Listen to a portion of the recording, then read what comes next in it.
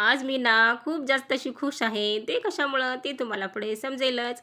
आणि कधी-कधी ना मला गोड खाण्याची खूप इच्छा होते. आता घरच्या साहित्यामध्ये झटपट होणारं असं काय बनवावं? चला म्हणलं शेवयाची खीर बनवूया, जे की श्रावणीची पण आणि माझी खूप फेव्हरेट आहे.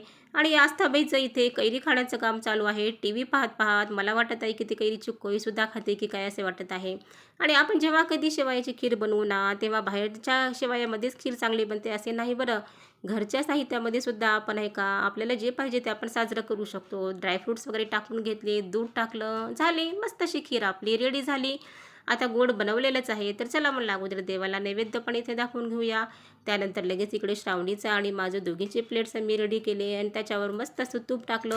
आणि शाळेतून आल्या-आल्या तिला गोड खायला मिळालं. मस्त श्रावणी पण खुश आणि मी पण खुश.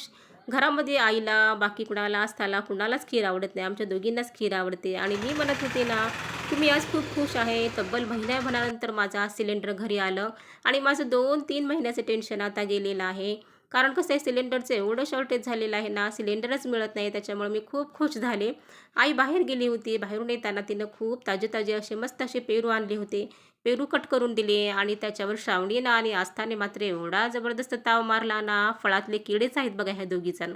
मस्त दोघी-तिघींनी मिळून पेरूचा एन्जॉय केला आणि मी आता जेवढी जास्त खुश होते ना, तेवढीच मी आता नाराज झाले. कारण आता सुट्ट्यामध्ये इथून पुढे तर आता असंच आहे. घरभर श्रावणीचा आणि आस्थाचा पसारा पडलेला असतो.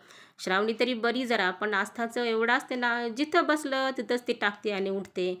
मग काय सायंकाळच्या वेळेला ही सगळी घरं वगैरे आवरायला घेतली, बेडशीट वगैरे स्वच्छ करून घेतलं आणि व्यवस्थित घरं वगैरे पण झाडून काढली. असा होता मग आपला आजचा ब्लॉग.